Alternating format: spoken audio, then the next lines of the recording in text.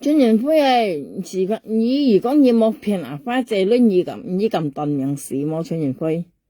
你咁事冇啊，你冇騙到花姐咧啊，你家家小心點熱裝裝，你騙了你嘅女咧，佢肯講按該騙了按該改了用你睇下，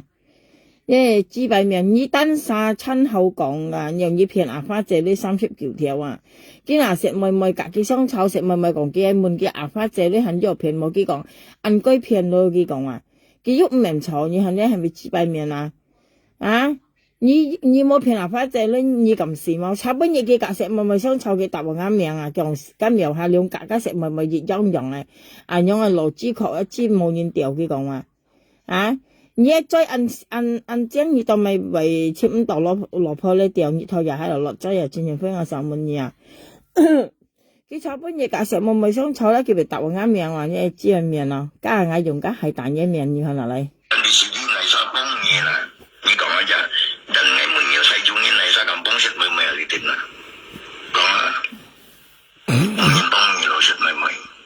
嗌幫啊，嗌幫食妹同埋，你咩知啊？你可能你熱雜分鋪你學拍生春人飛你冇做你愛拍生一拍生淡白啦，去淺淡白啦相打去打嘅，你拍生食妹同埋啦，食妹熱雜分鋪你啦，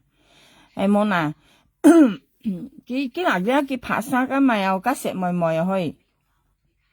佢炒半日險家食妹險冇事冇按照啊，你係咪諗住你啦？全人開，佢講家食妹計豬冇人愛掉都掉到很衰都用啲咪咁多啊！你想愛掉很掉咁大話全人開，一間用愛超風災啊，咪晒愛豬本而掉食妹呢啲係咪心啊？你按咁講，按咁險嘢，你等下都成日都係咁樣頭咁樣知啊！事實咧，朋友家食妹差不多咁樣講嘅，意思講嘅係阿花仔咧很有騙莫用門之間，呢啲就邊講啊？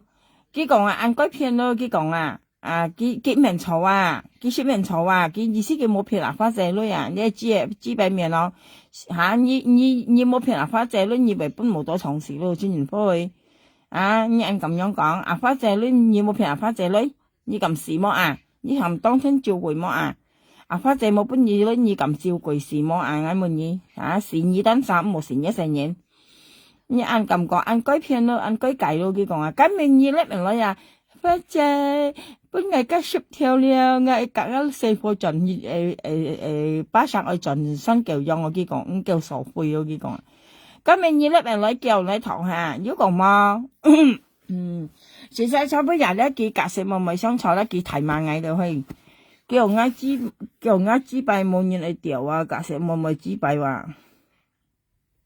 嗌紙幣冇人嚟掉，咪點一再按多人嚟掉，特別以為根本就係冇人講啦，先人飛，你咪你嚟齊你隔200年間，大千百年間。佢落追落8年你按好時佢喺度落追落8年咁嘅嘢吓，你大小聰大8年你落追落8年，你按好時佢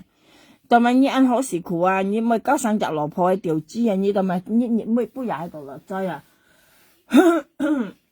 因為滿意到盡滿意食咪唔又滿意緊啊唔又緊你講緊ngay緊你講事實咧朋友家佢炒杯人間炒杯人啊要困緊粒啊咧佢提險家食咪又話嚇佢講家食咪啊anh chị咧話係咪cái miệng chẳng mày á kiểu cái miệng phụt phụt đó mà kiểu cái miệng phụt phụt là cái kiểu cái chi phải không sâu sâu đâu tí mày không còn chưa à食咪啊啲阿朋友第三春人分二樓嘅寫字佢都唔咪啊從家春人會啦從家食咪用啦從家春人會即係家食咪寫字啊你啲啊唔係掉啊你睇定啦係家己寫啊每日大家食咪寫字啊從一春人會人樣啦一春人會人樣啦即係每日家人寫字啊家食咪寫字啊食咪都唔知係外母啊你啲啊家你講啦春人會你冇講按這樣咪啦從一樣人啦春人會咧從一樣人啦你猜每日家人寫字差唔多呀每日家人寫字啊呀，咁翻破日唔係幾咁叫，一自身嘢啦乜嘢，家嚟齊你唔係幾咁開牙叫啊，哼，我真冇看過人啊電視啊，係啊，你又冇損失，係啊，你一女又冇本人解，係啊，幾肯咁開牙叫啊，你為少你嘛，出人去真諗住你本人做晒啊，幾個本日嘅嚟齊你唔係幾咪錢叫啦嚇。咁咪落油讀落係啦，叫冇咁講啊！人家撳錢不要騙別人，幾咁講，幾撳錢不要騙別人啦嚇，幾青春不要騙別人，你點知又講俾我們幾會倒轉嚟講咧，朋友家幾煩咧嚟倒轉嚟講啊！幾嚟齊你本幾騙別人撳錢就真嗌夾你講，幾講幾就撳錢本嚟齊你騙別人咯，叫幾夾幾別人唔知叫老公啊！特別嘅朋友家佢家嚟齊你別人唔啲嚟齊你要老公啦，特別嚟齊你冇夾佢講啊，今日係的確係唔啲嘅朋友，你話說話因為就咪啦，因為佢香港嘅人呢啊，佢唔係夾你講咧，你真正唔啲佢要老公噶，入邊已經唔係夾你講你用邊啲啦，佢根冇夾嘅老公強下，特別問離婚。你啊，特別冇強下樣啊，你啊，特別佢係講佢冇夾你講啦，唔係生啦，你真正唔啲哦，因為你唔係強下地方嘅啲啊，嗱你晒香港你晒印尼啊，佢唔係夾你講你嘛生意好啲，咁樣係冇啦，特別咧佢講唔啲唔出奇咧，但係咧你一嚟齊你跟妹賺一般而累，係冇啦。佢講佢冇本嘅女咧，佢唔係講經驗啊啦，失去經驗啊，佢係失去嘅女啊。你咪多弄成了啦，春人會啊！佢嚟齊你唔係佢肯咁慢嘢啦，啲電子啊咁嘅嘢。佢唔係你春人會你講你按小生按靚仔間，佢為啥講佢前小生前靚仔間？咁你未分錢過了，變一嚟齊你個將個後生了，咁樣係同埋你為錢買嘅啦。從炒杯日咧，炒杯日事實上唔係藝物嘅話，藝是乜嘅天甜啲話，佢隔食咪想炒間幾斤啦，家食咪做啲國民嘅物嘅咧，哇佢超前嚟啦，家食咪有幾白咧，用熱飯開時起嗰幾講咯，叫熱飯了飯熱了幾講，愛滿牙風愛調嘅芝麻了叫女係咪風搬價了幾講佢話佢安強哦，你春日飛你真正等人咯，我那係食咪我揀你報銷食咪你頭先，你呢？你安強鹹面嗬，你面咧現在用個海膽嘅面啦，你說點你咧海呀，嚟用個海嚟膽嘅幾百面，你安強講食咪，但一再用個海嚟。人家係你彈一隻，打衰嘢，打你，人哋人撈，打衰嘢，人強講嘢嚇，佢人強講個食妹妹喎，佢話滿食妹妹賣晒咁爭議喎，佢滿食妹妹就賣晒咁爭議，嗌個食妹妹爭嗌爭食妹妹同埋，你人強你隔幾雙臭嚟揼我啱命嚇，你隔幾雙臭嘢揼啱命人強。啊，你差不多隔食妹妹相唱，你帶10萬名嘅乜嘢？你10萬到萬嘅乜嘢？啊，你一個到萬，你隔幾相唱，你一個買，你隔幾相唱，你10萬到萬，你萬個到萬，電子歌。波拔木球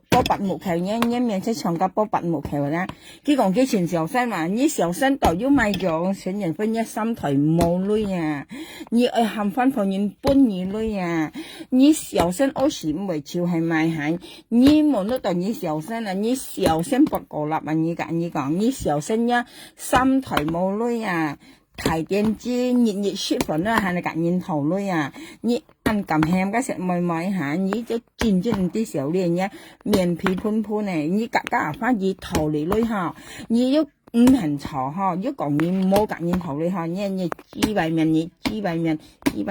隔年相差為搭到嗌你嚇，你幾百面你啲衰啲小靚。會要諗住你熱頭又識爆格翻鋪面頭呢嘢嚇，計算隔面頭呢嘢，你做你時日幾好講啦，你幾喊食妹妹時日幾話，你先用時日幾好啊，幾喊食妹妹時話，食妹妹翻鋪你啦，喊張良格細你張提來啊啲喊要頭要路你啦，幾多買死，從呢度轉裝愛死啲金現裝4天頭。冇啦，家要為叫，家要為笑，呢一品係一招8塊嘅。佢炒半日提名講啊有啲，佢嚟冷食妹妹煮嘅，你係幾啥啊？你係幾啥先啊？點知個你都咪為嚟冷你煮啊冇嘢啊？嚇！佢嚟齊你唔係叫個嘛？佢嚟齊你點煮啊？一嚟齊你佢又冇做事嘅話，你要同情心冇啊？一心係咪本家叫擔氣啊？事實一嚟遲你老了啊，全人科去自家做嘢啊，啲愛要本心啊，愛要良心啊，啲你愛啲報恩啊，你人樣咧，你遲早咧，你本無到嘗試，本無到嘗試啊，啲你識份本唔骨硬事啊，跟你講全人科去，啲你行路踢殺骨踢事啊，我跟你講。快閃君看認出嚟，事實一年前你老了啊，見下佢冇做事了啊，佢冇女學基本嘢啊，因你唔幾看認好啊，馬上你肯用萬人講嘢啦，你幾百年看嘢，愛講食妹妹咧，叫學餅嘅條妹咧話嚇，你實在一追上劍係咪？你咧學餅妹你本嘢條妹，你啊話到一追要到香啊嚇，你愛拿。鏡嚟做一面啊，全人科你要抹嘅好，你用香煙，食妹妹啊，買班上啊啲調家鋪嚟噶，人家識嘅東西好過你啊，人家識份你識事啊，跟你講啊，食妹妹識份你識事啊，你按咁香煙，你咪啥？你咪少啲嘛，食妹妹識份你識事啊，幾百面。出你小葱啦，出小葱嘢啦，小葱要很耐啦，出你啊，7百年好啊！結果冇人咁爭食妹妹啊，同埋冇人咁爭嘅，我問你啊，我差不多咧，我學啊，我水木啊，你啲嘛，我學啊，我唔係生意可以養班啊咧，今嘛食妹妹很馬當我啊，你幾百面我問你啊，今嘛食妹妹係咪搭當我啊？你幾百面咧，全人分你要做鏡麼嚇？用掉到要種錯入面，你用揼一落咪用你肯嚟平罐講喂，係你有本事一嚟啊！你睇翻啦咪有巴上啦，仲係自家用啊，自家供書教學啊，你用係成年揼落咪用要再用啊！你肯嚟講嘢啊？一嚟至阿妹。全人分一嚟啊，每個人問嘢最簡單嘅啊，你做阿爸嘅責任啊，你要做到冇？你按咁講，你掉咗種錯咧，我聽你講啊，騎雞馬皮啊，我掉咗種錯，我自家負養提嘅公書教學，我自家辦女，自家出嚟，既然你掉咧，你冚一落咪㗎，你養緊一落咪㗎，你。咪本地圖書一落咪揾你乜嘅你一落咪啊，你就要追摸啊你係鄉時講話人強你按強，你安看你几百张安看讲你完全唔啲小咧，你真裝唔啲小咧，噴面皮噴你咧咪再咁講嘅。你冇看食咪樣啊？咧你老佢徛腳啊，家己寫字佢喊唔愛啊。咁你講啦，陳仁輝，你啊咧陳仁輝你聽人啦，你講你咪調嘅之間差不多佢講咪調食咪知喎，佢咁講啊，我幫我問你要乜嘅好啊問你啊？啊，你要乜嘅好啊？你講本人聽一先啦，你說兩餐飯都喊人家本人累啊，你喊隔人頭為說啊你說飯係隔人頭累啊，我跟你講啊，你按咁險人家食咪咪嚇，你有冇聽到食咪咪隔人家頭累啊？啊，按咁險你啊，คนที่ชาวบ้าน險家食咪咪我聽到雞麻片去啊。其實就佢安排安強我嚟邊嚟情講我，那嚟人哋知嘅人哋嘅知咪掉啦，實夫啦，唔啲萬多嗬，啊，你講食咪實夫，你老婆咧，你咪知你嚟知啊，你老婆咧，你咪搞兩隻老婆啊，你兩隻老婆就入去，你隔人講啊，你愛講你愛講俾人聽啊，你啊上次嗰兩隻老婆後尾見下，啱乜嘢？嚇係時刻就係時刻啦，喊咗人量，因為佢不平時刻啦。啊！特別就係你自家是想啊，你老婆係你好嘅咪走，佢咪隔你離婚，啊！唔係你識冇有撚書冇睇冇攞咧啊！你冇呢條本叫佢聽又聽你又走啦嘛？你啲人你喺度講嘢，啊！你講嘢要照鏡嘛？問你啊，你幾百面要照鏡嘛？你咪笑你嘛？噴面皮噴你咪笑你嘛？幾百面啊！啲笑咧，啊！你講食咪個老公時係間。啊！特別你上次兩隻老婆咧，佢交過兩隻老婆，嗰兩隻老婆係為你解講，佢話嚟齊你係乜嘢啊？你現率啊，你單晒啦，你靚仔到咪你咪兩隻老婆就係，嚇係就係時刻，啊！佢話嚟齊你喐乜嘢喐就係啦，咁啲就係就到咪啊？啊！你講啊，你緊講啊！啊！假食咪咪識轉凳，然後啲啊結咩結節咪冇人掉，結唔愛啊，請人翻去。假識轉凳翻鋪，然後啲啊佢諗自己有本事啊，啲啊佢用提兩隻細年都好了啊，佢唔需要靠男人啊，啲啊佢單手靠依咧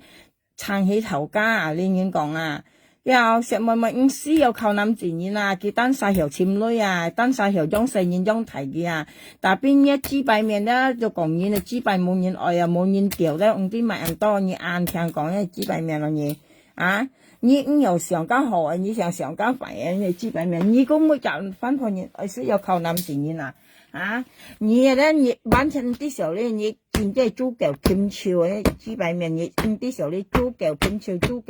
啊，大事本嘢叫嘢咩？啊！如果食咪靠男自然啊，冇冇男自然生存唔到啊！而且係啦，你支幣面先冇分破你生存唔到啊！你支幣面你講嘢先講切家先啊！你冇認中人，你先有生存世界上啊！特別食咪食唔未話啊！食咪是唔需要靠男人啊！你知啊？佢交老公時啊，佢單手可以撐起頭家，因為佢本事啊，佢有錢呢種嘅事啊，佢交老公咪買咁乜嘢？如果交老公咁簡單啊，可以交到黑埋切家啊，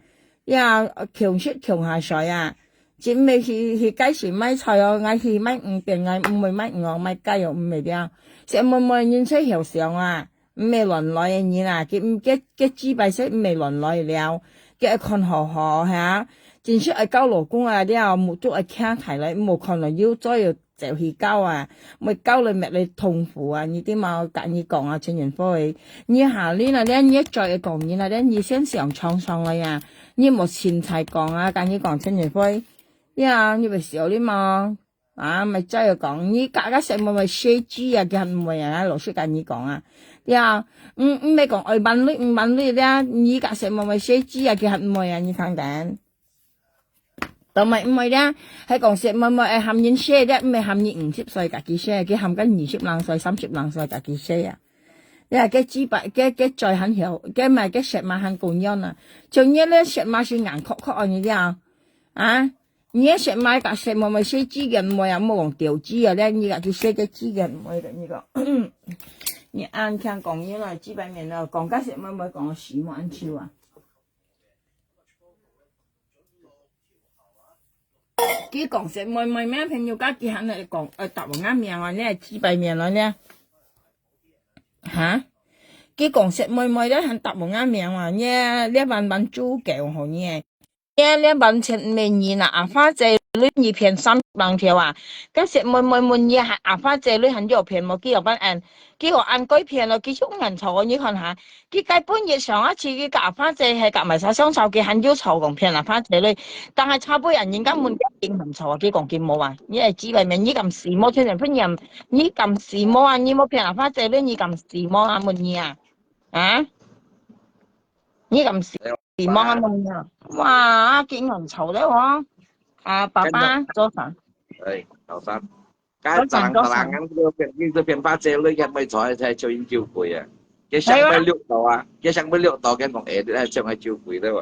à.你唔係記得晒啲語言啊？上次叫言到啊，叫阿發這本記啊，佢講啊，你明你叫啊，以為小啲望下門嘢。เป็ดแชร์เอาใจเป็ดแชร์เอาใจจีเช่นที่เป็ดแชร์เอาใจนี่ฮะ佢炒杯人嘛食妹妹肯答啱命啊！你係紙幣命啊門嘢，依家食妹妹ต่อใจ命嚟啊，你答到啊？係啊，嗰啲啊，所以就算先大家係你打幾面啦，出我未生啦，我嗱你係你打幾面未生啦啊？你未生啦冇啦，未生啦冇打幾面啊？打一嘴啊！我大家係你打幾嘴啊？你未生啦，幫佢打幾網門嘢。Iba lelang set mây đó tôi tham à lelang set mây đó chọn cái mai say đó còn à set mai say à kia trong cái nhông những cái siêu cấp à dạ bluetooth à hả cái mua sẻ giống à cái chân cái mua sẻ giống à thế hay bạn mua sẻ giống à thế à hay là gì xin phán chiều phong à còn cái giống một tí à còn cái ánh sáng xanh còn cái bánh liền đi bị dính xong mà thì vô cùng mà thì vô chuông à thế đi bị dính xong mà cái bánh gì à佢講佢按小聲啊，佢根本提前日咧，佢粒啲多喺度，講跟住講佢要誒冇叫冇叫啱面係戰爭面冇誒咧，佢講嘛。anh mua effect cái TikTok chừng thấy tôi effect à, nghe effect nó xoay lên nhiêu à, nghe effect nó chụp đặt xoay lên nhiêu à, 沒錯係。你為時候你冇錢人翻去香港食咪豬杯條，唔係話見碌落嘅啱香啱當然愛你啱當然愛你根本就為冇人講，你一兩盒落鋪被就黑，你細貨你冇本事裝，含一路咪緊你裝，你愛飲嘢。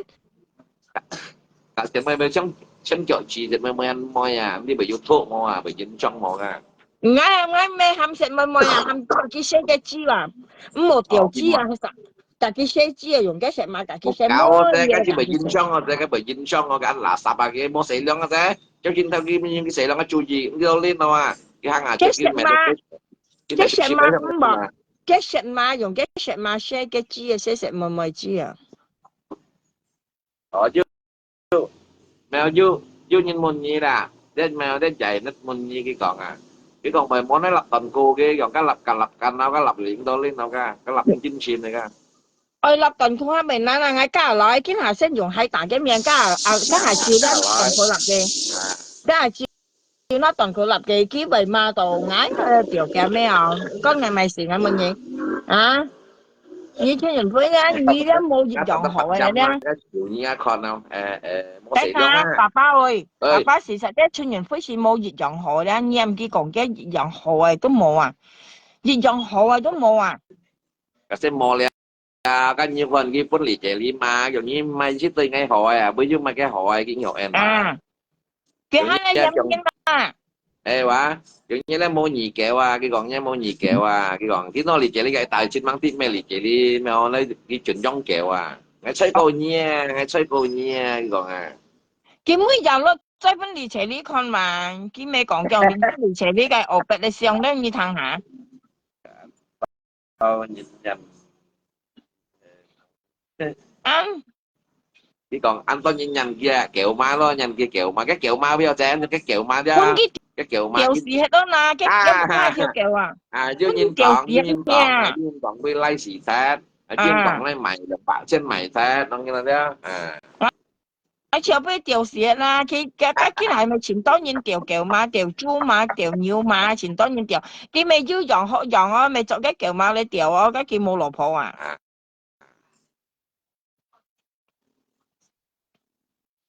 你畜生嘛？佢裝喺條橋司機，裝喺條橋司機先咩？我佢問佢理解呢？你話佢講緊條橋都係3萬噸嘅 ship 吧，ship 用呢吧，啊個橋會出咁多。嘅意思即係嘅而且你搬幾3萬出飯啦，唔係我度嘅啊，乜嘢都要出飯啦，3萬噸嘅車，佢阿拉tân裝橋啊，唔係少呢，分面皮。佢冇時候你見了嘅，冇時候你見了。係話佢差半日咧，佢馬石妹妹咧，人叫我白得你咪生先嚟，不過我問你啊，石妹妹有咩嘢嚟生啊？你都咪為你人你老白，誒，石妹妹要咁易嘈啊，要咁易嘈咁易讓，你係你人嘅東西，你咪少呢？佢講佢冇騙啊，花仔女都話你堂下，佢咁。咁好吧，cái chui ngay tôi đẩy bóng phải tôi chui gì cái chèo nó chèo trước cái xe nó mau chụp chụp bà cái mẹ mẹ thả bà 冇洗靚呢隻東西，có thể 熱 nâng 身 bà với 皮 thể 唔得 nâng 啊，熱身皮唔得啦，呢隻東西超風啊，嘅冇先啊。你看cái小字呀不tham kiểu ấyว่าจริงต้องเรียกว่าแม่ก็ทอกสัมปานไม่ก็เสียงก็ต้องสัมปานcáiทอกหมดตัวเลยนะก็เสียง佢別生粒咧，你看嘅面咧，佢咪嘅冇做大眼計咧，你啲啊爸爸。à ấyว่าcái chế cả những 唔 bạn 要 càng cày 做， nó lên mà 唔 nhập 要 mà 做， nhập nhất mà 唔要做意嘅生啊！佢粒咧嘅冇做嘅面咧，咪有超下呀，攞人 cái 家 ngay ăn咪係柒煙人樣啊！cái ngay mail edit chụp lại à cái mail tọ chụp lại à ngay bị phải chụp thì nhập một chỗ tạc càng cày đấy à 啊係嘛？cái bị lệ set cái set mà tông à chụp tông lọt như thế mà 啊，佢即係可能要香港台灣啊，即係咪偷人見望呢啲啊？呢幾個柒煙嘛？à à cái bắn tòn thì Phật dâm à cái bắn tàu Phật dâm à係話如果搬嘅掉啊，交我白窿啲咪拔葱冇啲度啊，點樣講啊？係講交我白搬穿入飛掉啲係拔葱冇啊？幾時先出啊？呢啲兩樣事喎。佢講咩啊？講食咪啲嘛ăn多嗬，啊你ăn kẹo講你mới去對cái tạm bạc là Q à，你ăn kẹo hèm nhện chính à cảm còn thế à kia cảm ha chỉ mẹ chẳng âm kia là cái chẳng âm kia là như cả cha tóc kia thì có chỉ chặt tao mà hay âm cái tượng cuốn mà chính cảm thế trời ọ thế cái block như chẳng na hay còn cái block như là giả cô na xăm bị block nó chả sao bữa ăn cái chả dưa chẳng ngay eo kia mà kia là xong bốc ngay mà ngay eo kia cả như bây giờ你冇出人飛去下年啊你自家去嫌嘢啦你去做鏡啊你又會要求啊ngay muốn嘢你又會要求啊你cả nhân còn你又會要求你嫌嘢cái việc mày mày à đó你lâu cái kia kiểu cái mày à ngay cả nhân講啊咩最好笑啊這最好笑啲嘛見摸做鏡啲笑咪見咩啲險食咪ขี้通肺磨得啲講嘛ว่าเจ็ดไม่ขี้ต้องไฟมีอ๋อเดี๋ยวหันยุบันปานจะกินที่ว่าโมบันปานจะกันตุ่มปุ่นยันหันมองยันไอ้ทางหมอตระกิกาขี้หมอตระเจกเตาไอ้เทียมยันหมอตระได้ว่า咪先冇做鏡啊講人冇做鏡嘛嫌人冇訓練嘛咁咪少啲話媽要咁講什麼好講你啊人哋吃的東西啊像人吃的你吃的東西即係從個狗吃的有冇講嚟講你啊啊你去他们啥感人头哦，也冇咯，有大田咯，眼苦哦，冇飯後食，根本你幾講佢甩人嚟，幾講幾年前你唔可以幾個冇飯後食，係咁講啊？咁我時候你見了嘅話應有天乜工嚟做啊？冇飯後食，今日咧幾講佢後尾做寫啦，用我女又含人家多兩句嘅話，冇人呢啫冇。cái phiền như này cái còn cái cho phụ cháu đó mà chỉ à sắm đó cái phiền như này cả ta tâm mô chọn nó cả 因為晒長嘅做世界都老了啊！我搶一搶我家後生搶一樣嘅嚟半，應該講我落乾脆落到一半咯，係搶嘢你又冇氣冇力咯啊！有料。世界cái còn gì cái còn cái nhân chăng như nó tại nhân chăng như mà tí hắn hiểu sang nó cái mô châu kiệt nó 50歲吧，阿本後生啦，喺講香港50歲退休咯，爸爸啊！喺香港50歲先退休啊，做政府工55歲退休啊，你知冇？你要聽我講乜？ cái nó cái liêu tết phá tôi hành chính nó nhìn nhận liêu tết phá tôi lọ thì lọ phải muốn nói lọ Nếu tết phá tôi ăn lò lò liệu ship lăng ship xoài bảy nhiêu lò. chỉ ship xây đó nè cái liệu ship lăng xây thì ship xây à Hay à. Mẹ ai講啊，千人飛ơi，係講香港咧，唔使做政府工，已經退休啦。即係要到佢規定咧55或者60歲就退休啦。你都50歲吧，你又要做成你冇偏見啦，做成做你嘅災人呀，你講啊，你話係嗌做老闆，嗌請嗌未請你50歲計讓家愛攞時去女㗎，嗌做成嗌唔會啊，嗌連種請間業冷濕冷世嚟做啊，起碼叫 lead 啊，你夾應夠資用又出水咯，穿完開啊。ăn khen hơn cái sẽ mày mày à chỉ bài mẹ nó còn các sẽ mày còn xì ăn chiều sáu với nhiệt là họ sẽ mày xèo cái các cái tiếng đó sẽ mày kiểu tài ra mà hay đó còn với tiểu mày cái chỉ đâu ăn khen còn nhí nhá nhé ăn khen còn nhí bà giờ nhé tới xong chỉ xong trình sẽ hạ nhé ăn khen à nhớ xèo lý nhiên mà mày xèo lý nhiên xèo mày cái mày cái ba sang cái做頭家鋪啊你啲啊cái mày自家開賣下店㗎開斷褲賣下店㗎啊你要買些千人歡迎愛講嘢是按照嚇，要買計先啦。sẽ mới mua lấy con gái tiếng Hàn đó trọng điểm đó mẹ take cái này sẽ mày lấy mẹ take可能cái啲恩中啊，佢水木掹上啊，佢做成別晒做咗錢啱啊，佢買衫褲。hòm miệng chẳng à hòm miệng á cái sợi mũi á bằng hòm take係người ta cái啊，chuyện có bia đi à cho nên nhiều nhìn đã xem ai hay, cái nhiệt đó tụi nó hay để tàn nhẹ tụi ngay tàn nhẹ, cá hạ ăn bây giờ tụi nó toàn khô làm nhẹ tụi sẽ mình làm nhẹ toàn khô. à À, sẽ nhưng một mày không lấy phân được không mày lấy nhưng một không nhưng bốn lưỡi là chỉ cá chìm lưỡi chỉ cá giống chỉ cá là ngay都把你看咯。nhưng cái này chỉ là cái việc sao còn钓魚種菜啊，但邊你钓魚種菜都未你用啊，你講啊明咪？你一路咪緊你用啊，要用啊。các kinh nghiệm các hiểu trong à hiểu trong hiểu trong à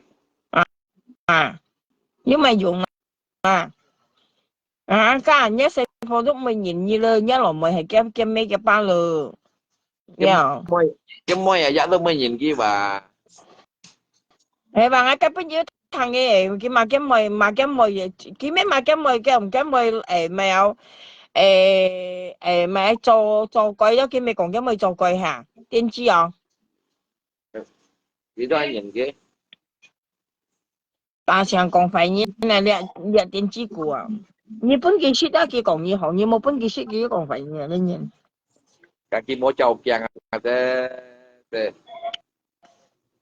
mà cái môi trầu chàng bà你如果佢炒本嘢佢而家本嘢看熱裝上炒本嘢佢講嘢話爸媽係đây 食春年飛炒本嘢講嘢話特別命啱日下病啱見下呢病呢咋？講嘢隔食咪咪啦，叫嘢隔食咪咪兩公婆啊！ơi cái môi trầu chàng anh em đây môi trầu chàng bà cái còn gì cả sẽ mày兩公婆啊？anh cho khi à chưa ra ra sẽ mày sò gì chen lên cái thằng sò ngay à 哦係哦係哦係哦， à mày mua ly sẽ mua với ly như mình kia thì các anh mày dọn lo gì xí à dia cho chứ nó siêu cấp chàng chàng như thế có trong nhau là sao mà tả hẳn là sao chứ đó là sao bao nhiêu cái như thế này chỉ nó là sao chỉ xin bao thuốc à 哦你二個幾啊爸爸？你個話你入lên做跳班嘅話，呢個係咪分嘢嘅咁樣？跳班這個這些細個嘅個，因為這啲本佢練潮熱跳，啊，本佢熱跳特ngay thì你唔食煙好，你唔食煙好呢啲啊？人就話ngay tôi có細個cái xăm pa cái sao pun cái pa tôi theo pan nặng cái練潮，mà cái潮冇練啊，你不推đây à? À, như là細個。依家嘅潮推啦，嘅小幾樣慢慢 L 係幾為好啊？幾 L 幾何為之啊？À các cái đúng cảm nhận cái xíu à nó xoay co bằng cái tàu này chứ về liền được bảo lăng chen đi còn được bảo lăng chen mang tin tà khơi mồm đi mò liền à cái nhưng mình dễ à cái lui bị xua đó đó bị tà sọt xua đi à Hắn đi tụ đâu mà. thì nhìn lên những con tay đỏ với cây dặn ai con đỏ lừa người tay ngay bay là con đỏ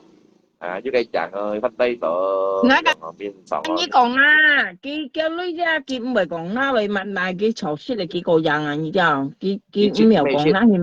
，mấy shit tại xua cái tà xua là tổ xua là哦，喺你度叫得喎，online à các bộ khác tuổi dùng HP đấy 哦，ตัวอยู่ยัง冇從緊ยัง，các bạn hiểu răng gì đấy các chèn lò hiểu răng 哦，按電機度到有ยัง喺度說拍拍說本人，cả ký sinh ngà leo thế mà lên cái mà cái chăn đuối như thế còn mày thế đó còn mày học cái chăn đuối như thế lọ nọ leo à thế 哦，我喺冇度時開腳 còn 開 cái下，cái shit là bảo cái đồ cái nọ sử dụng mình cái là bởi bao thả bao bạc cô theo giống như là thế trong nước là dịch phúc hay phật soi giống như là thế cái bao bạc cô theo ngày nha, mai cha chúng như 從 cái 你 trong 講 nước bà thế 從你講嘢樣啊，爸爸你講嘢啦，你講嘢啦。你知你就係啥？請學名啊，唱幾號啊？我跟你講，雖然咧，你看佢很有去種菜樹啊，你看下啊，冇靠人冇人煙頭啊，cái hôm mình chứ cái hôm mình chứ cái mua cái đồ luôn yo chỉ hiểu đồ xíu chung xoay máy 係啊，yo 你看佢種菜咪種菜樹，你看下係啊，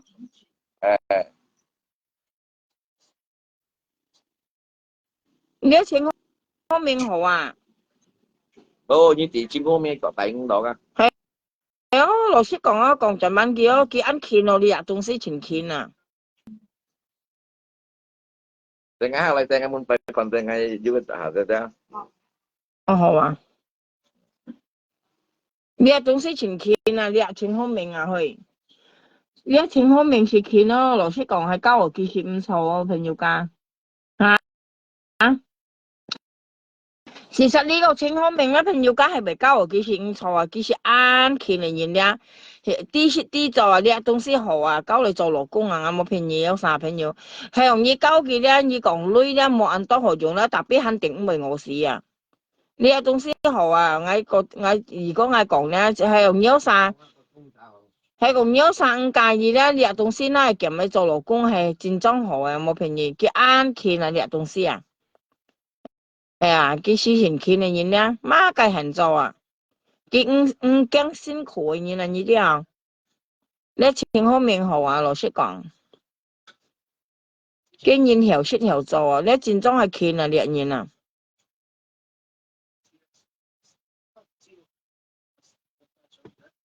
係呢人咧提地方喺度咧，朋友家佢肯定啦，戰爭係冇便宜。呢個東西係用提地方喺度啊，肯定存錢到類啊。佢咧咪掛咪水價，做呢掛咧我要咪啊，我要公五字都嚟炒個添，喺個眼樣炒到五毛色，豬肉豬肉去炒。春人科你慢慢做嘅話，你冇嫌人啦，你單殺照鏡啊，幾百名，你也不要好啊嚇，你條樣四年都唔條樣啊，你都今日落梅炒一四年啊，你戰爭係突然鬧嘢去，係講幾四年啲幾落梅板陣幾肯定俾餓死你啲啊，係講幾落梅咧，唔係㗎，戰爭幾射貨咧，幾射貨本件餓死啊，咁樣啥講啊？佢係講嘅落梅咧，唔係用嘅成年咧板陣嘅咧，嘅成年本咪啊本件餓事啊，本家全年本餓事啊，咁樣下講啊，你用成年用落就含一落梅咁，你用別生嘅也可以在咧，佢講咪啊，佢講佢調要種草咧，你睇下，你要自家調要種草咧，我自家啲調出來自家用啊。bạn như khen hay món à như tiểu出來咧就含一落咪嘅你用啊要咪好要咪khen啦乜嘢你啊啲累人累己啊啊你應講累人累物啊你啊累人累物啊！nghe咧知俾命，依家食妹妹相湊，你當咪特啱命。依家食妹妹相湊，差不多食妹妹講依間，當咪你特啱命係滿意啊！啊，叫人家咪家食妹妹知不掉唔會話，你實到你再要到香係咪嚇？你咪少啲嘛，你講咗係咪？親人會，你説啦，呢人嚟夾分破人頭女啊！你按咁講食妹妹知不要掉唔會嚇？佢講食妹妹話實夫咧，佢講話叫食妹妹實夫話。家嘅老公比喻講小朋友家從家食妹妹比喻咁講啊，幾間講食妹妹實夫嚇，或者佢講食妹妹老公意思就係或者事實咁樣係，但邊佢就係事實家佢不停咧嚇，佢不停跟食妹妹買線啊，佢唔要樣講嘢你話。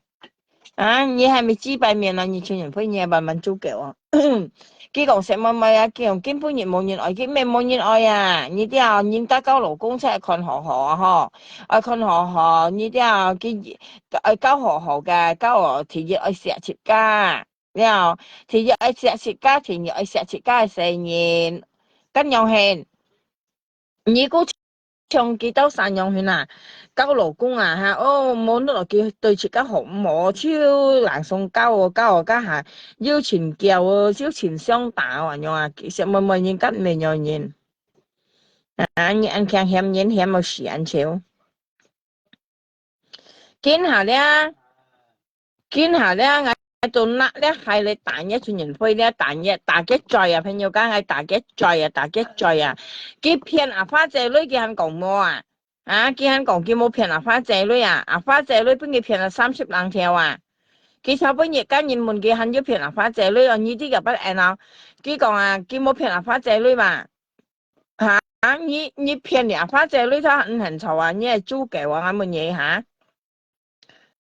啊，你講你冇騙阿花姐女，你咁時麼啊？你咁時麼啦？春人飛啊，你冇騙阿花姐女，你咁時麼啦？你未少啲麼嚇？你冇騙阿花姐女，解半夜過年啦咧，咩解半夜晚咗落暗間嗰陣時啊，晚啊蛋白啦，晚咪幾落暗間時啊，佢性格啱朋友話頭女買飲料啊，啊你係少啲嘛？叫佢過年啊，冇女同買飲料啊，夾啱朋友頭女啊，我肯冇講嘢啊，我肯點點啊，啱朋友香港喺度啊，啊你肯夾啱朋友頭女買飲料啊，你愛個險嘢嘢嚇？cái mấy cái nhân mà mấy cái nhân là phải nhiều cá kiểu nhân à còn cá ngã hàng sen còn cái mang yếu bún tạm bạc là mẹ nó âm kiến xia còn cái thì dịch đến âm kiến tổ chức can à cái còn cái con nhân mua lưới hoặc mấy nhân liệu à cái cả ngáp hình nhiều thầu lưới à香港à thầu lưới mấy con nhân mấy nhân liệu à mấy mấy con nhân xí lại東西啊你啲啊ngã hắn mới còn kia ngã điểm điểm à xem món đồ à ngã mới còn kia cái cả ngáp hình nhiều thầu lưới mấy nhân liệu à家叫講冇咯，家好啊，家快東西嗌到三媽嗌到啲人嗌咪講嘅啊，但俾佢講已經講快快咧，幾錢強啊？嚇，你唔知上呢樣啊問嘢，佢講已經強啊，佢再要長長短短忍忍變變錢講了嚇。全年貨你進裝嘅時候呢年啊，就諗前年你做衰啊，全年貨。諗前年本你做衰啊了，你咧成日夾分鋪年頭呢咧，你做50年嘅冇便宜。你做50年啦，我跟你講怕啦，苗下兩咁跟你講啊，因為咧，你點點夾翻同人頭女啊，自己諗自然點冇點夾翻同人頭女啊，我跟你講。啊，好啦。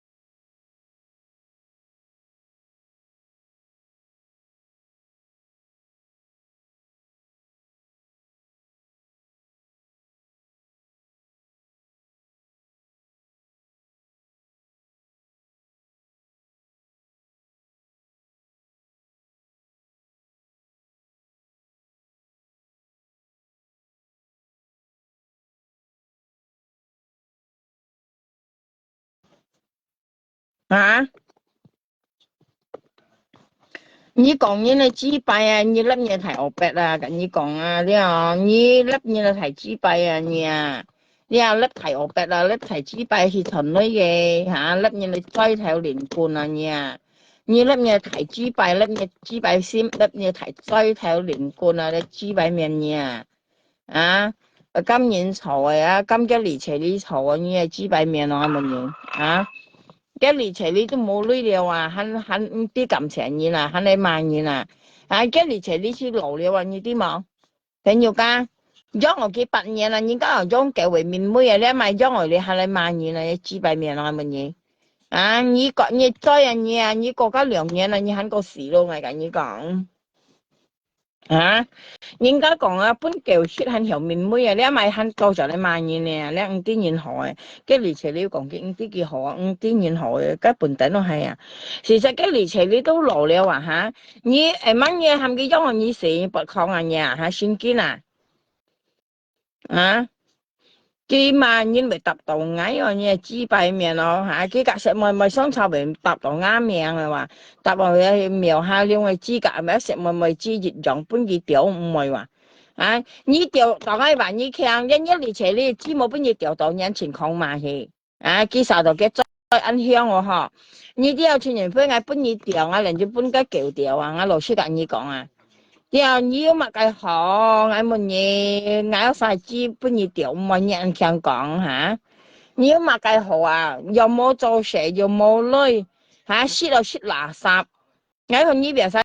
蝕家些垃圾啊！你啲垃圾啊！你推垃圾啊！我講我有晒知你掉唔係嚇。我蝕熱春熱，晒蝕隔呢幣咯。我香港啊，啲蝕熱春份啊，咧要按晒咁蝕隔呢幣都咁啊。còn ngày sai chi với nhiều tiểu mà kia bà kia ăn cố sòng như thế nào như ăn cố sòng nhưng mà cả nhân thầu lưới nào như là cả nhân thầu kỳ này kia thầu gì theo kiểu nào như ăn cố sòng nhưng mà cả phân phân nhân thầu lưới nào à như anh cái chuyện dạng các sẽ mời xong như các sẽ mời sẽ chi cái mời như sự dạng cái như con những các hậu phụ hi nếu kiểu hậu phụ hi thằng sẽ hậu phụ hi các sẽ mời hậu phụ hi cái miền phui nặng là bà hậu shit hậu dùng miền xin phui nặng là bà trong nhất lý chế lý chơi có phiền sau cuộc lý kia cái lưỡi bên gì cài đầu chiêu cái sòng shit rồi hành mồ lưỡi shit cái này kỳ lưỡi bên gì cài đầu chiêu cái lưỡi các sẽ mời sẽ hậu phụ hi như thế nào hậu phụ hi phui nặng là bà theo cá phô nhiều còn cái phải họ ấy lết cái xiong đó nhà đấy chỉ bài miền nó hậu phụ hi nhưng是lết cái xiong cái后面講你親人會sẽ mời shit này東西了cái shit嚟嘅東西咬落嚟不你 shit我跟你講啦cái sẽ mời shit này東西啫不你 shit 嚟嘅話咧佢從cái shit 下空間佢搣落個殼不你 shit對như cái thải lớp cái sẽ mời xiong như hòn gì ở hiểm nhìn các ông cái mà anh tao như lớp như cái tan sai xiong với tàng ngàn cày ở nhân với tàng ngàn cày ở chặt như là như thế nào ở chặt lấy tiền chi mà như hòn đó tàng ngàn cày như hòn cái xin nữa ở chặt lấy tiền chi mà như thế nào cái bột giấy không chính trong bây giờ chặt đầu tiền chi mà là bột giấy không là bây giờ chặt đầu trên miền phơi các時辰內咧，啲分鋪業唔生意嚟咧，按橋冇困災冇本人調家到專業本業拆到全員費，長ngày都啥食咪啊，你冇人鬼拆，你應該有大人計，啲有個博災礦我白害個咧，到本業拆到嘅，你講緊人災咧冇本人調按橋咧，家到本業拆到，係我嘅時你冇按可能拆到嘅跟你講你我跟你講全員費我都生意咧。唔可能本人咧電子股察到其實我跟你講咩咧都很衰應是人家食咪上跳價鋪上我跟你講食咪上使跳價鋪上像一樣人咧冇資格嘛人我跟你講你跟你寫字唔會你大家食咪寫字很唔會食全年費你係講你撈佢寫字佢很唔會我跟你講啦應是有講人快你大家食咪寫嘅字佢很唔會跟你講你冇資格講你啦，全人會你個人聽腳寫字啊，個人講文係嘅很唔會啊，你都要識妹妹係含你個基本嘅很唔會啊，你係點知望問你嚇？你個識妹妹文係嘅很唔會啊，寫字啊啲啊，嘅很唔會啊，一個似冇加個後生嘅啊。你大家咪有大家隻東西一樣樣啊！你先碰潮風啊啦，佢講佢前小生差不多幾粒人來去，佢今年講佢小生佢時都係戰戰啦咧，哇！佢前講佢前小生佢講啊，佢講見面咧，網擺都係按小生佢講啊小生都咪再用啊，問你小生不充啊，你小生冇先潮風啊，你又含一嚟齊你盡係便宜啊，我當場歡喜啊，冇便宜。你冇先啦，那係便宜，就當場咪歡喜啊！對啊，佢冇善良啊！啲朋友間冇先前朝風啊！佢冇善良間，熱頭人用佢冇佢來佢冇善良間，佢條命咩粒個石問你粒幾多買？點知？你粒幾多買少啊？佢冇搬你來，石問冇搬你來下，前日飛下，佢冇搬你來下，哦，石問冇搬你來，你點知啊？問你簽來嘅前日飛。係冇嗱，種菜咩好下？摘基菜牛基菜賣咩好下？而家按十咪前多間咪有基菜睇下，去摘基菜賣嘅春人科。應時粒家石咪啱心目中啊啦，石咪都係叻女啊！呀，佢要本事啊，佢用14年啊，佢時靠男自然啊，佢熱潮熱腳咧，湊提嘅214年啊，用提嘅啊。石妹妹你那啲朋友講我跟你講，雖然我50幾啦，冇2個幾年，特別我啲心中啲嘅啦，佢都一直會提嘅分鋪年啊，偉大分鋪年啊，跟你講啊，佢最基本啊咧，佢時靠諗自然啊，佢熱雜少咧，用提嘅214年啊，你再啊，你一細貨啊，你揼一落咪用你講，你再啊，你係全人會嚇。你來自很揼人裝啊，揼一路咪裝啊，一路咪緊要裝咧，一來自我試試啊，緊要講，啲啊，係講一來自一路咪緊要裝啊，啲我試試一種錯不如我試試啊，一種錯啊，你調出嚟種錯不如我試試啊，知咩名？啲啊，你調出嚟種錯不如我試試啊，你知咩名啲時候呢樣嘢啊？啊？香港佢調出要種草咧，前抗佢根本要格無機商草咧，佢講無機話冇調要種草，佢調要種草啊！咁無機嘅人車設上啊，佢冇本事咧，唔敢調種草了，梗係調出去裝啊，去負擔啊！佢識設上嘢長嘢，你就食咪麵個買食咪四方八面啊，個條家泡面啊，係咪？食咪條家泡面嚟，你講佢買，佢都買後邊嘢講啊！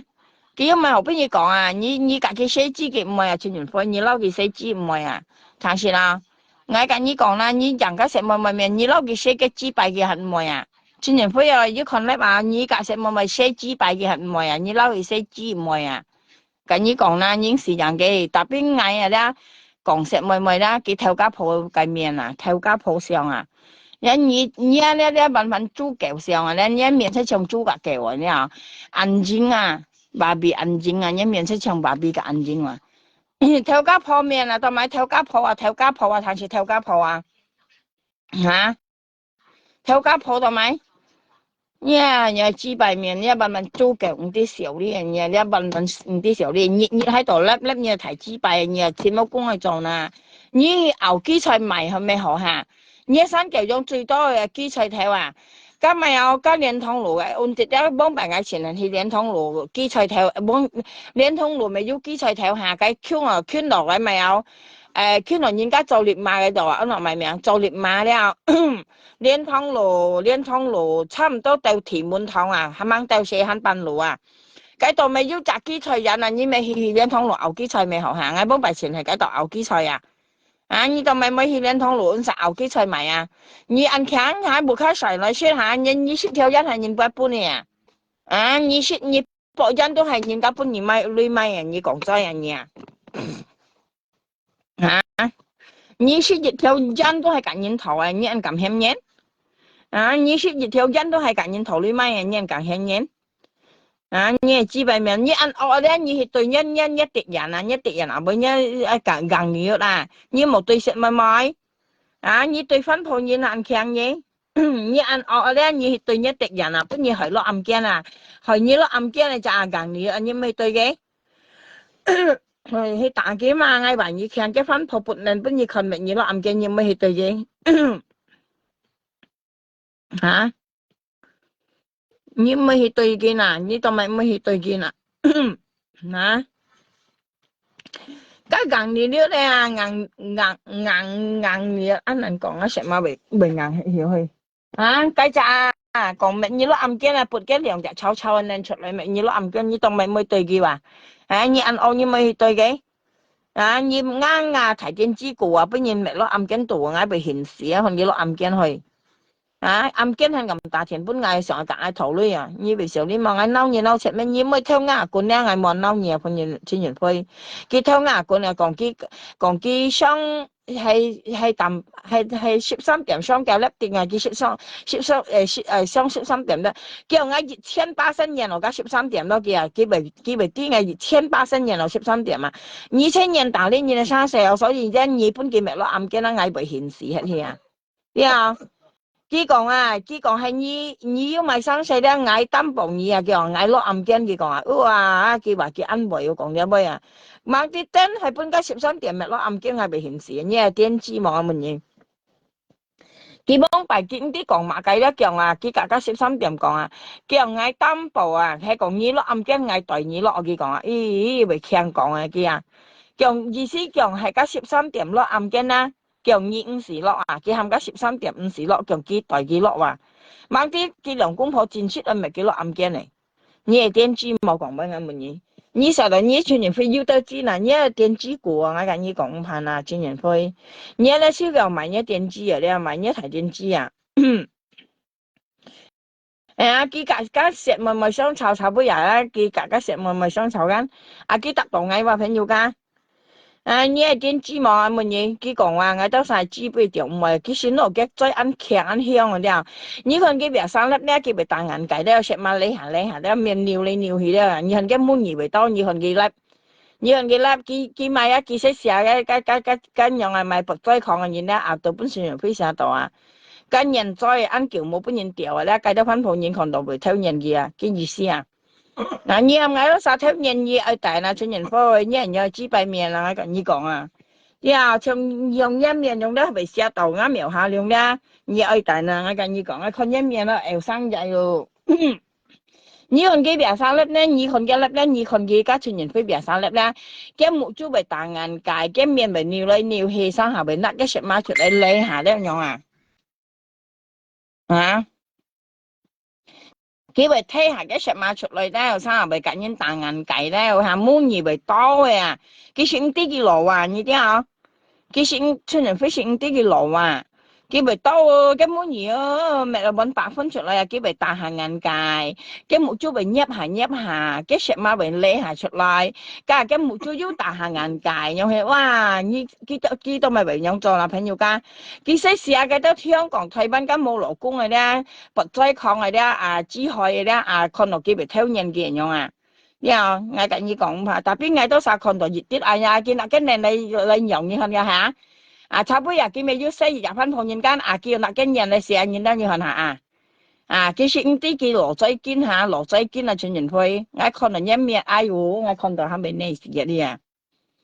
chính chỉ là chuyện nhân phơi như chính chỉ ngay con là nhân là ngay ham bên bùi con đó chính trong còn anh phơi như cái nghe cái bệnh那cái này xe những cái xe cái phân phối nhân香港như thế đó là cái gì còn đó chính trong hay một phiền nhiều sáng nhiều con đắp ngay khi hiểu con là cái là còn đó cái cái lý chạy đi mua hạt liệu佢要上嚟靠香港嘅分鋪員咧，佢上嚟靠或者台灣嘅，人家冇租，你看人冇租，佢咪大眼計咧，你看落係佢咪用大眼計咧，成年咧，你看落係已經留意佢嘅目標被大眼界，佢被聲音，加佢被人間靚啦，用起來咧，佢識聲音啦，啲啊，人嘅滿以前多緊，佢唱人家咯，人家講拍戲嘅面身呢啲，加佢人下咧，佢笑人用鼻下咧，兩我話嘅滿以為多嘅啊。但邊個老師講啊？啲村人分一面咧，肯定都相當苗下兩個緊要講下，一定相當嘅。因為我咧熱行率咧到率二咧係隔現頭率啊，然後我先跟住行率二啊，二村人灰都係隔分頭現頭率二啊，呢個我隔你講嘅。你想當然，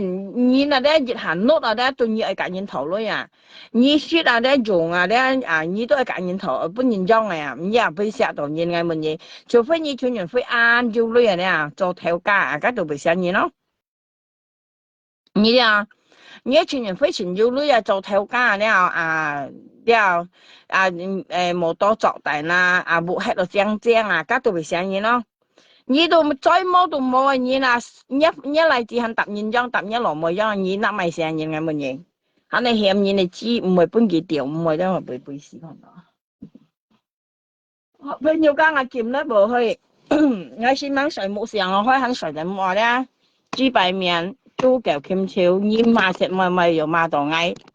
맛食咪麻到嗌，問豬腳行業，豬腳，맛食咪麻到嗌，맛食咪呢度咪麻嗌，係咪豬排面啦？見下啱係咧是大嘅在你啲朋友家，啱係咧大嘅在啊，見麻到嗌，炒半日見맛食咪麻到嗌啊，呢個豬排面啊乜嘢？見炒半日咧見맛食咪咧見咪麻到嗌啊，呢豬排面，大嘅在。那個咪個係大嘅罪，呀，其實上拆咗香港嚟翻葡萄啊，你哋又幾博現裝嘅啊？啊，你個妹賺現場嚟齊你咩？嚇，按號啊，本年女啊嚇，所以一嚟齊你講你50幾號啊？你50幾號啊？你租嘅話50幾號啊？啊，見嚟嘅嚟齊你啊，你勞你話朋友家冇工作你話你冇寄你本寄咧，寄咗講費現啊嘛，佢那個離齊你啊，你冇做成了冇女了，你佢肯講快嘅離齊你啊，因為豬排面咯，你問5點然後啊，一離齊你講錯5點然後啊，豬腳啊5點然後啊，佢雪條人行人家本幾女買啊，嫌食唔基本條唔會得你睇下，佢炒本熱麻食唔肯麻到嗌啊，呢豬排面咯，佢講每個木豬為大眼計咧，你朋友家，佢別晒講每個木豬為大眼計咧，話你啲啊，佢為聲音咧，佢是聲音話你有啥條群嘅叻嘛？上下問你都啥，你有啥群轉完飛叻，你條群嘅運動啊？佢為大眼計咧話，佢聲音都話，仲佢炒本熱佢講咧，加食咪跟講明嘅，佢問佢肯要計牙花謝女冇佢問佢間，佢講佢冇計牙花謝女話，你咁時冇啊？轉完飛你冇計牙花謝女啊？你騙人啊！你要講冇你唔肯嘈得人強下，你騙阿花仔女啊！你一騙假識條你唔肯嘈，佢講佢冇啊，冇騙阿花仔女啊，朋友家，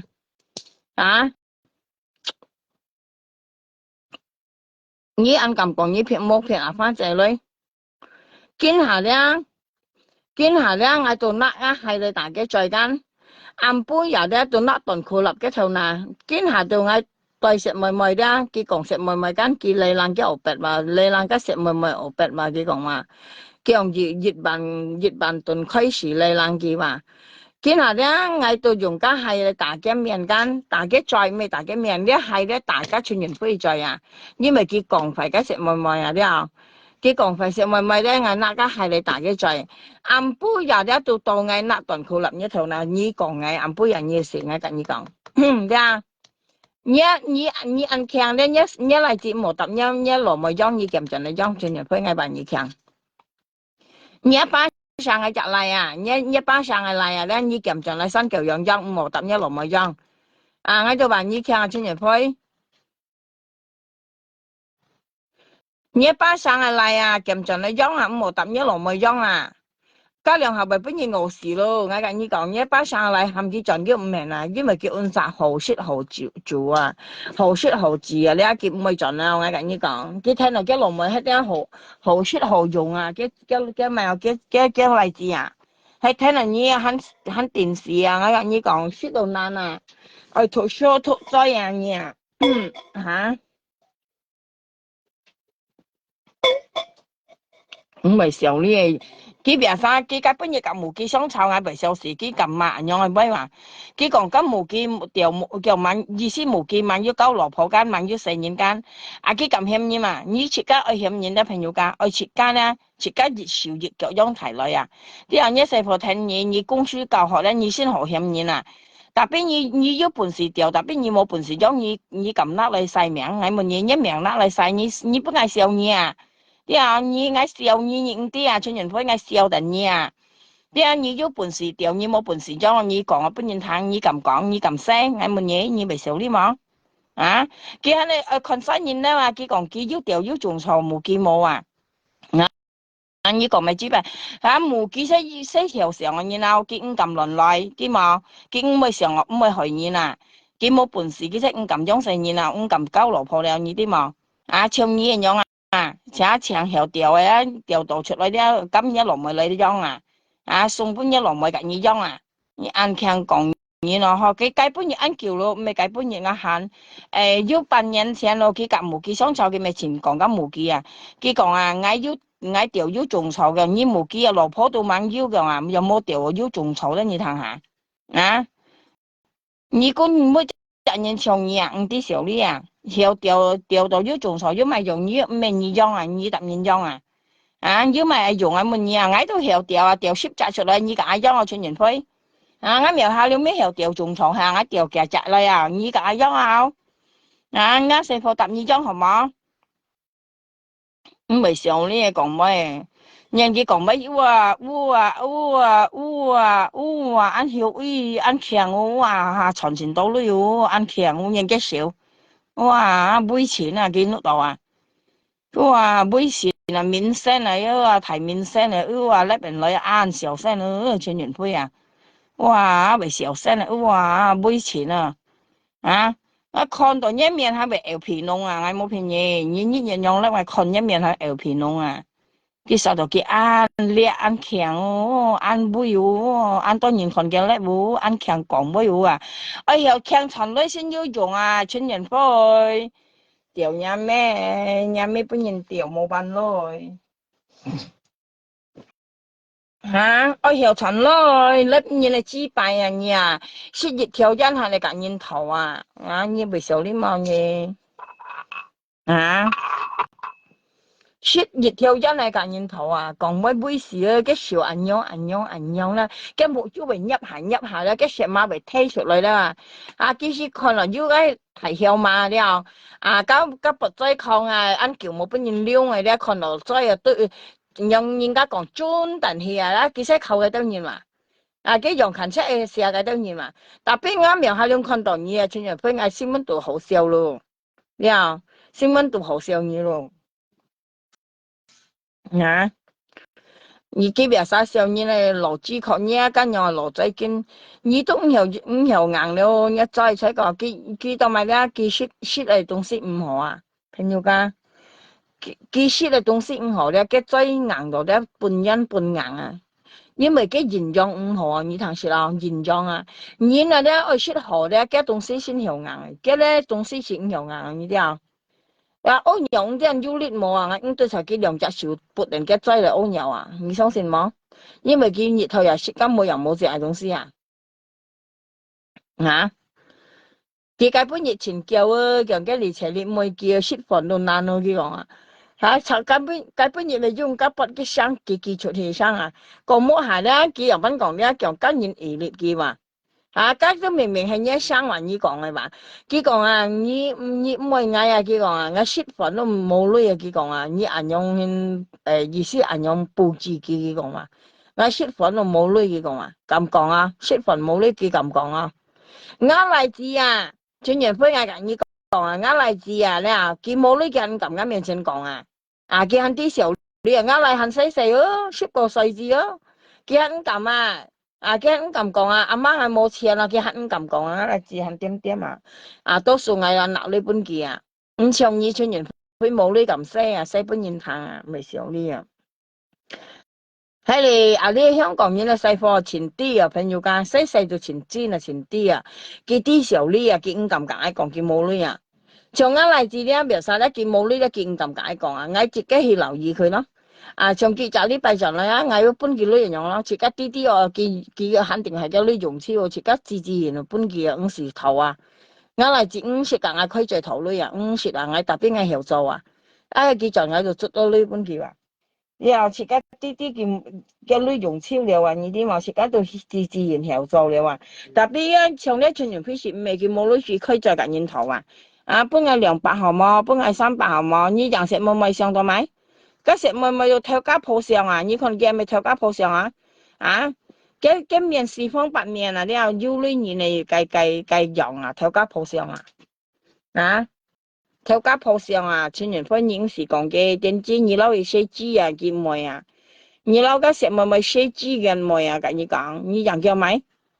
嗰食咪要人哋投女咩？佢要人哋投要人哋點咩？但邊二肯自己投個女啊，投個300、500、二肯格食咪投個女啊？你愛講嘅？你唔係少呢人，見佬食咪投個女嘅先至會啊？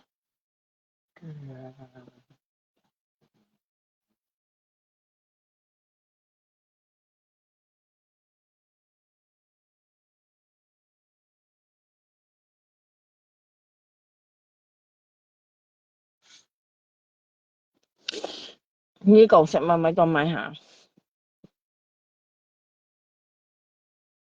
因為咧朋友家見下咧，佢苦咧食咪冇本機啊，冇本機女咧叫講快啲話。幾百名咯，嘅名生出得妹，你那人家本地旅遊冇本地又講快啲咯，人哋按妹哇，前妹人前人會為妹人嘅少，哇為妹啊，妹了吓，哇為妹人前人會按妹水啊，按妹哦噶，為妹啊前人會啊，啲為妹啊，朋友間人前人會按妹按強，你看佢買cái電子買到。你熱到買電子嘅，你裝係，你個電子用，你看個電子用，你看個電子用，嗰時妹又衰啊，真講朋友家，上嗰時妹真裝衰啊，本嚟用係原料冇價值嘅，原來嫌啊，真裝衰嘅。戰爭行衰人啊！我跟你講咧，設家本人嘛得，本來有價值嘅人嚟買設家，咧冇價值人買設家咧，戰爭行衰運，你講。呢次冇價值啊！佢加硬啲，嗰個加都冇價值嘅人啊！設家本件嘛本件險咧，加戰爭係衰型啊！冇便宜。像咧你大眼計㗎，你可能嘅冇出大眼計你睇下，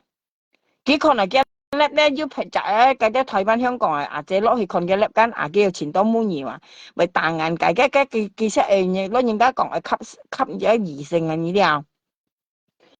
佢博要得間啲外資海咧，俄北海按叫冇本人調啲佢看嘅人用大眼計咧，會靠我見冇用啊。你估計買嘅靠人哋女咧，全人配你看佢咧，上佢講下咧，佢咪大眼計咧，或者滿然而啦。假設嘅粒了香港睇翻姐看下咧，佢係博人家偷人佢呢啲朋友間，係咪有啥咁又看嘅咧？嘅滿妖嚟話，佢咪大眼計咧話，你看佢講喂，曉用曉勤咧話。事實嘅食物咪本然馬到很衰啊，盡人配。人家間後面要透露做第二年啦，你一透露做第二年啦，本然嘛就很衰啊，冇便宜有人真冇做鏡，你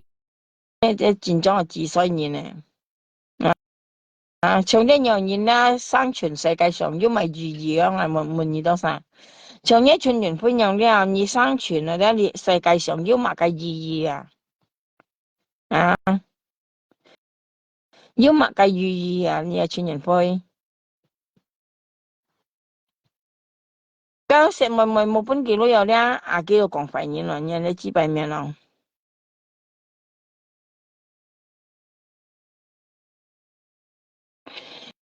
你啲啊，咁食咪冇本記錄有幾講肺嘅喎。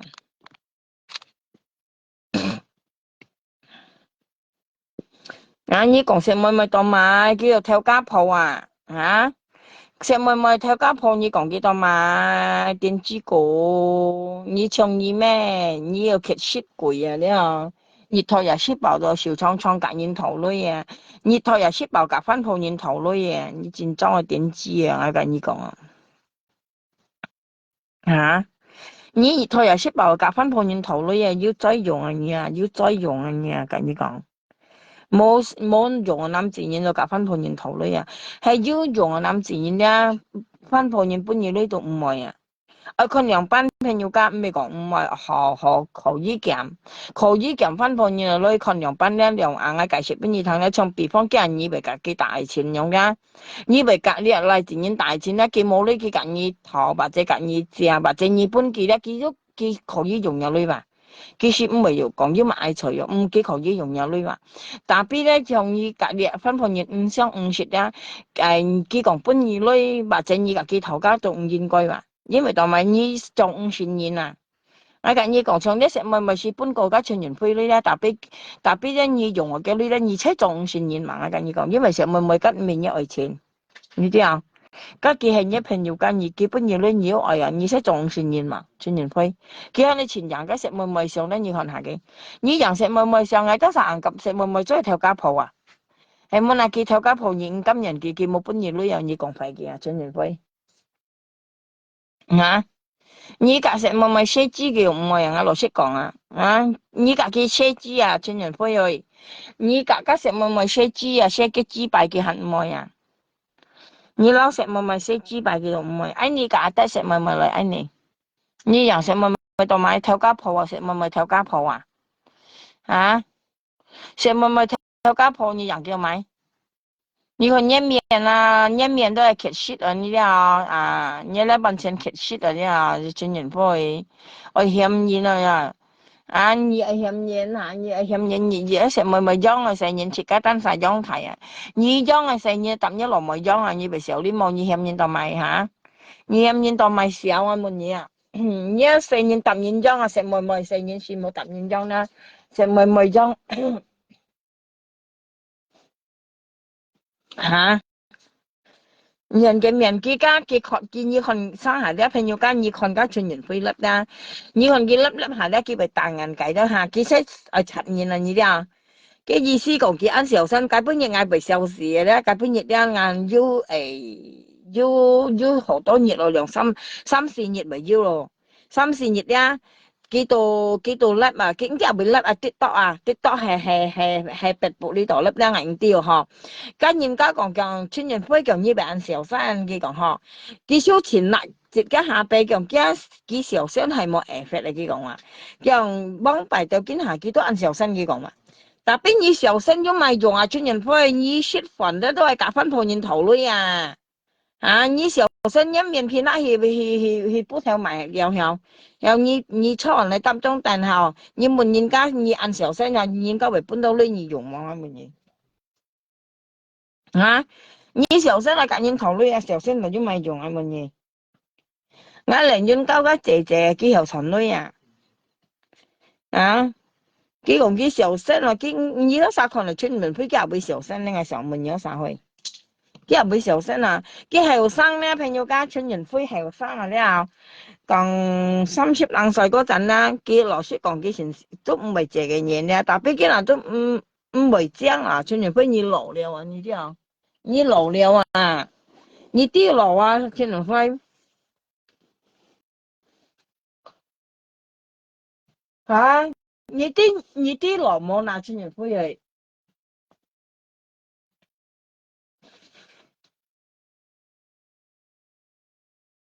我最好笑咧，差不多叫食咪咪只被掉唔係嘛。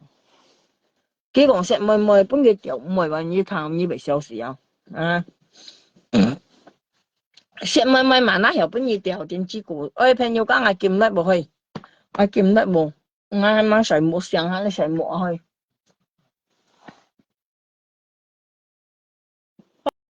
哦，拜拜了，全人批幾百面，幾百面全人批。你隔石妹妹寫字嘅都唔係啊，唔係你冇講我嘅基本嘢掉唔係啊，你撈嘅寫字嘅唔係啊，你隔石妹妹寫字啊，石妹妹都唔係啊，拜拜。